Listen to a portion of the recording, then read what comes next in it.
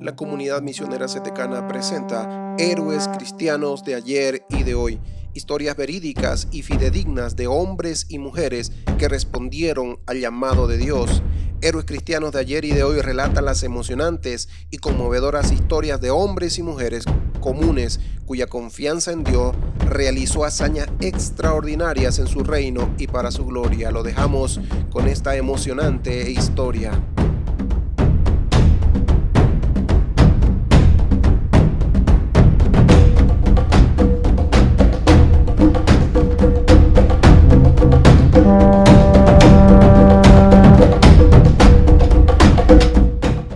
Héroes cristianos de ayer y de hoy.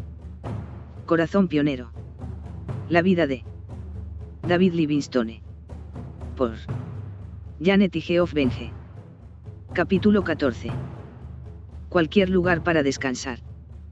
El 15 de septiembre de 1852 fue un día cálido y soleado como todos los días del viaje de regreso a Colobengu.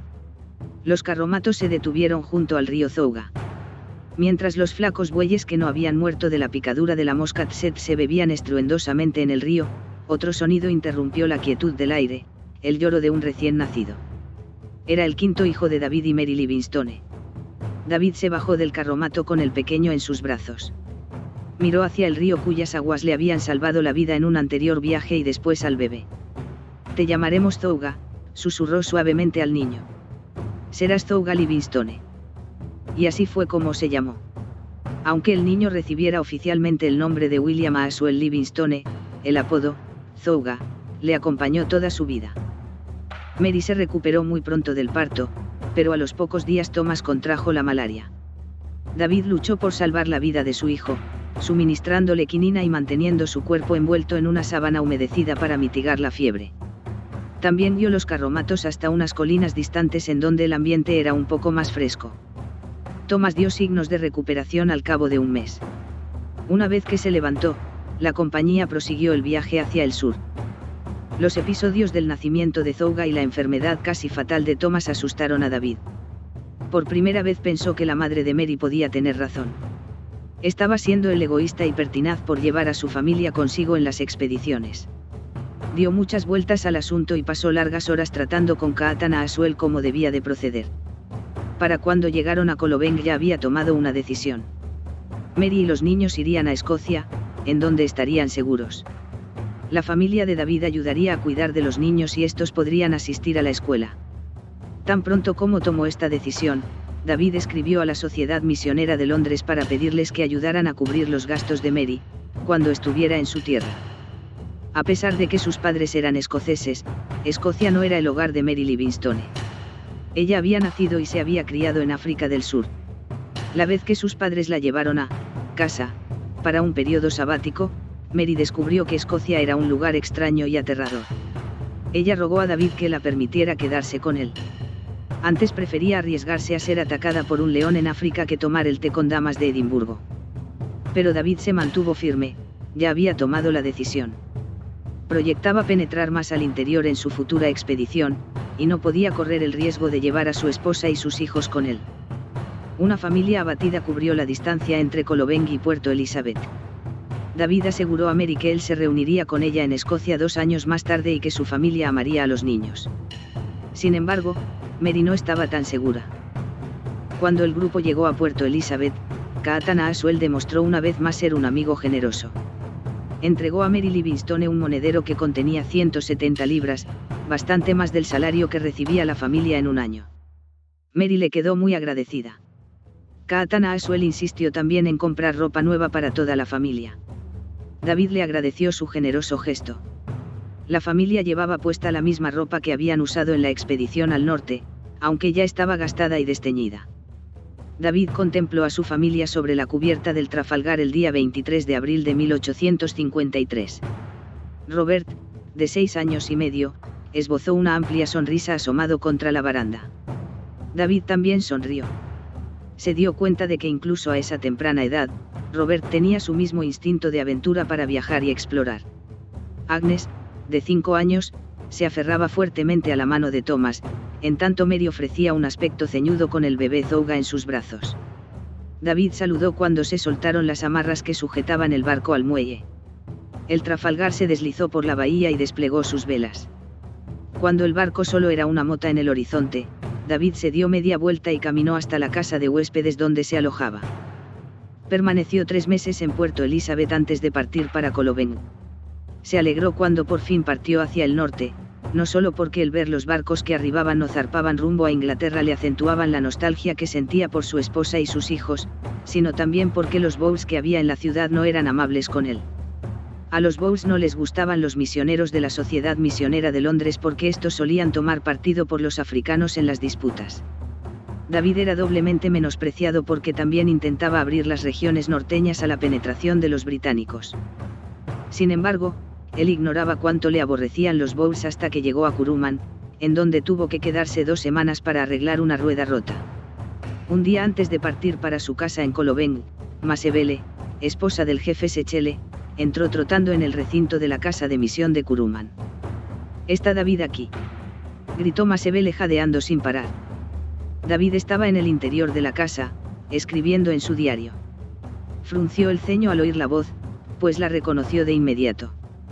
Pero, ¿qué hacía Masebele a varios cientos de kilómetros de su hogar? Algo debía ir mal. Cerró el diario sobre la cama y salió corriendo. «Masebele, Masebele, estoy aquí, ¿qué pasa?». David vio terror reflejado en sus ojos. Ella sacó una carta del morral de cuero que llevaba atado a su cintura y se la entregó a David. «Lee esto. Lo ha escrito mi marido, pero él no ha podido venir a entregártelo. Todavía le están buscando». Fue verdaderamente terrible. Enseguida David supo lo que había sucedido. «Han sido los Bows, ¿no es cierto?», cuestionó. «Los Bows han invadido la aldea, ¿no es así?». Masebele afirmó con la cabeza y rompió en sollozos. «Se han llevado a 2 de mis hijos. Han matado a unas 60 personas. Han robado todo el ganado y los bueyes y han quemado nuestras cosechas. Señor David, ¿qué vamos a hacer ahora?». David no le respondió. Rasgó la carta y empezó a leer. El jefe Sechele incluía en ella todos los detalles. El 27 de septiembre, 600 Bows a caballo y varios cientos de nativos rodearon la aldea. Tenían carromatos con cañones montados y miles de cartuchos de munición. El desenlace era claro antes de efectuar el primer disparo. Los Bows se llevaron cientos de esclavos, como había dicho Masebele, y matado a 60 personas. El jefe Sechele y Mebalbe, el agente africano de David, lograron escapar, pero no tenían dónde volver, ni hogar, ni cosecha ni vecinos. Pero aún quedaban otras malas noticias. Los Bows se habían deleitado especialmente en saquear las pertenencias de David, se llevaron lo que les pareció y quemaron el resto. David se quedó absorto e intentó asimilar lo que había leído. Sus libros, sus medicinas, sus instrumentos quirúrgicos, todo había desaparecido. Excepto lo que él se había llevado consigo, su equipo de navegación, unos pocos libros y algo de ropa, no le quedaba nada. Aunque David tardó varios días en recuperarse de la conmoción que sobrevino sobre sus amigos y su propia casa, no obstante, se fijó en el lado positivo, los nativos africanos conocerían a ciencia cierta que él no estaba secretamente del lado de los Bows. También se dio cuenta de lo poco que le había faltado para quedar atrapado en el asalto. Si la rueda de su carromato no se hubiera roto durante el viaje, habría llegado a Colobeng cuando comenzó la matanza. No era probable que los Bows le hubieran perdonado la vida para que lo contara. ¿Y qué habría pasado si su esposa y sus hijos hubieran estado presentes? No se atrevía a imaginárselo. David entendió por primera vez cuánto le odiaban los Bows y decidió no ser un blanco fácil para ellos. Además, sus objetivos misioneros eran el abrir los territorios del norte y predicar el mensaje del Evangelio donde quiera que iba. Comenzó a entender que estas metas se podían cumplir sin necesidad de una base. A partir de entonces, David resolvió que su hogar estaría donde quiera que se detuviera a pasar la noche. No volvería a mantener una base de misión. El desechar la idea de una base permanente de misión le liberó enormemente. Ahora podía ir a donde quisiera y quedarse el tiempo que deseara. En primer lugar, se dirigió a Linyanti, en territorio Makalolo, donde, al parecer, había escapado el jefe Sechele. De camino a Linyanti, David se encontró con el jefe Sechele, que se dirigía hacia el sur para protestar personalmente ante la jefa inglesa, la mismísima reina Victoria, por el ataque infligido a su pueblo. En los meses subsiguientes, el jefe recorrió 1.600 kilómetros hasta Ciudad del Cabo. Puesto que no tuvo suficiente dinero para comprar un pasaje a Inglaterra, abandonó su propósito y tomó el camino de regreso. Mientras tanto, David siguió hacia el norte y llegó a Linyanti, la principal población del pueblo Makalolo. La gente se alegró de verle, especialmente porque el gran jefe Matabele estaba en guerra con los Boers y los traficantes de esclavos árabes hacían cada vez más incursiones en su territorio. El mundo estaba cambiando rápidamente para los Makalolo, quienes esperaban que David Livingstone les ayudara a preservar su libertad y les explicara todos aquellos cambios. David fue presentado al nuevo jefe Sekeletu. Aunque este solo tenía 18 años, su madre, Mamochisane, le había cedido el gobierno de la tribu Makalolo porque ella no quería asumir la responsabilidad. David solo llevaba una semana en Linyanti cuando contrajo la malaria. Aunque nadie sabía por aquel entonces que la causa de la enfermedad son los mosquitos, él notó que había alguna relación entre ellos y la malaria. Escribió en su diario que los mosquitos mostraban, como siempre, la presencia de la malaria. La malaria convenció a David de la necesidad de proseguir sus viajes y hallar una región adecuada para el asentamiento de los blancos. Con los Boers al este, los portugueses y los feroces zulúes al norte y el desierto del Kalahari al sur, David decidió dirigirse en dirección noroeste hacia la costa. El 11 de noviembre de 1853, David partió de Linyanti acompañado de 27 guías y ayudantes Makalolo y varios bueyes.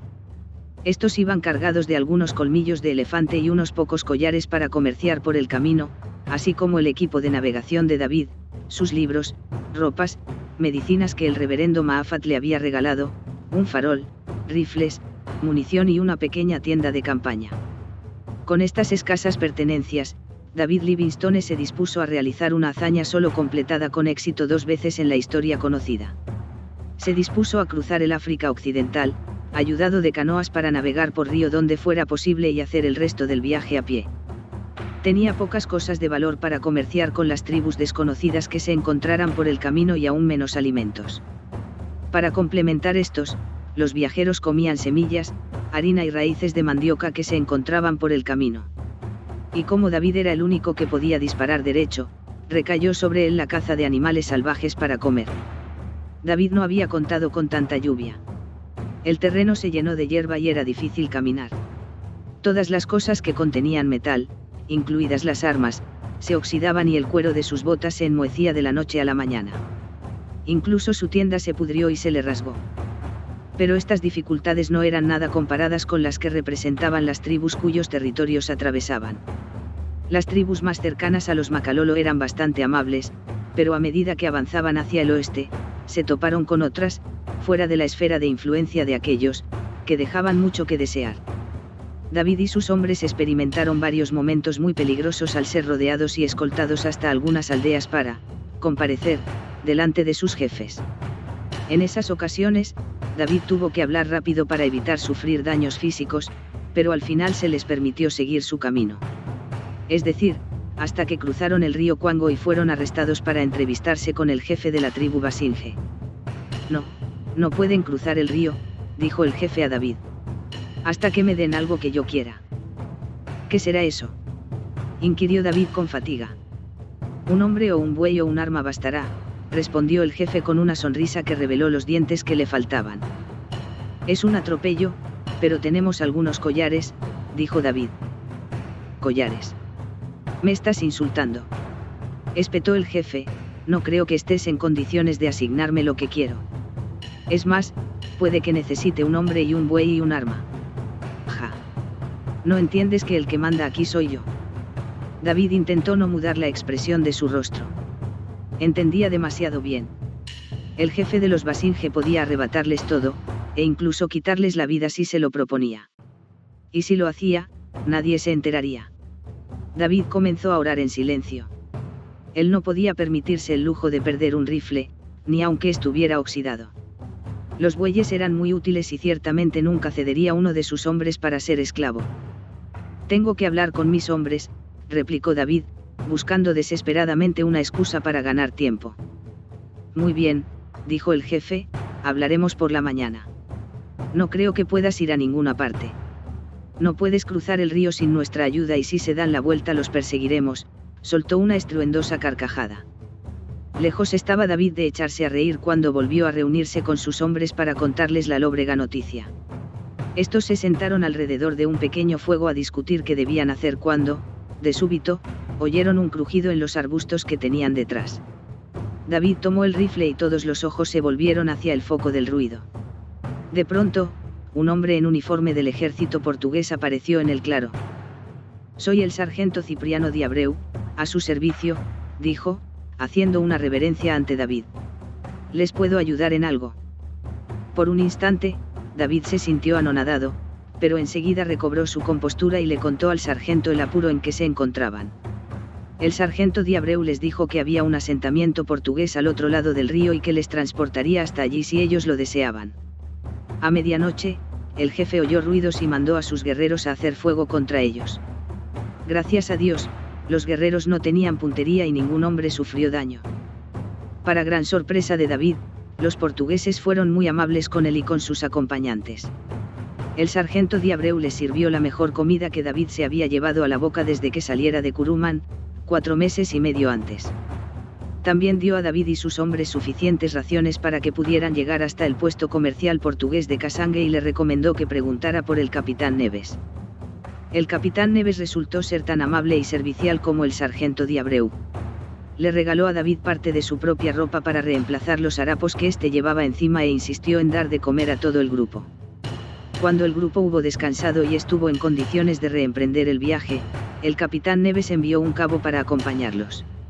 Este recibió una carta que le autorizaba a requerir la comida y los suministros necesarios para la expedición de David.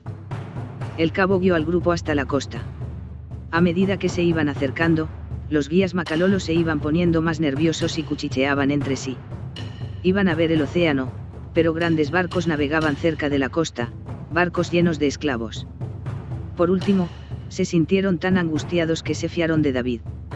Aunque él no estaba seguro de lo que sucedería exactamente cuando llegaran a la costa, David prometió a los hombres que les defendería con su propia vida. Nunca permitiría que fueran hechos prisioneros mientras él estuviera vivo y fuera capaz de impedirlo. El 31 de mayo de 1854, la expedición llegó fatigosamente a la ciudad portuaria de Luanda. Por ese tiempo, David se sentía tan enfermo a causa de una recaída de la malaria que se vio obligado a viajar a lomos de un buey. E incluso así, el grupo tenía que detenerse cada pocos minutos para que descansara. Con todo, David tuvo fuerzas suficientes para levantar la vista y contemplar el océano Atlántico. Lo había conseguido. Había cubierto los más de 3.200 kilómetros de distancia desde Curuman, a través del desierto del Kalahari y la selva africana, hasta la costa occidental. Poco después, David se hallaba frente al consulado británico, un imponente edificio de ladrillos con un jardín de flores de colores brillantes. Abrió la puerta sin saber lo que le esperaba. Pero no tenía por qué preocuparse. El cónsul, llamado Gabriel, se asombró, pero se alegró de conocerle. Al ver lo enfermo que se encontraba David, le mandó ir directamente a la cama. La historia de su aventura podía esperar hasta que hubiera descansado. Una semana después, un buque de guerra británico hizo escala en Luanda. Uno de los médicos del barco visitó a David y se horrorizó de la condición física del misionero. Era poco más que un esqueleto. El médico le mandó guardar cama al menos por un mes para recobrar fuerzas y recuperarse de la malaria y la disentería. Mientras yacía en cama, David corrigió sus diarios y escribió reportajes para la Real Sociedad Geográfica y la Sociedad Misionera de Londres. En cierta ocasión, un capitán británico le visitó y le ofreció un pasaje gratuito hasta Inglaterra en su barco precursor. Aunque David rehusó el ofrecimiento, se alegró cuando el capitán accedió a trasladar sus cartas, informes y mapas a Inglaterra. Sabía que la Sociedad Misionera y la Real Sociedad Geográfica se alegrarían al tener noticia de sus hallazgos y su esposa se alegraría de que todavía estuviera vivo. Si David hubiera estado solo, habría aceptado de buena gana la oferta del pasaje a Inglaterra para entregar sus informes en persona. Pero no estaba solo. Había llegado a Luanda acompañado de 27 hombres macalolo a los que había prometido conducir a su tierra a salvo. De manera que, aunque un viaje a Inglaterra era sin duda atractivo, David sabía lo que tenía que hacer. Guardaría su promesa. Tendría que recuperarse lo suficiente para guiar a los macalolo hasta su hogar.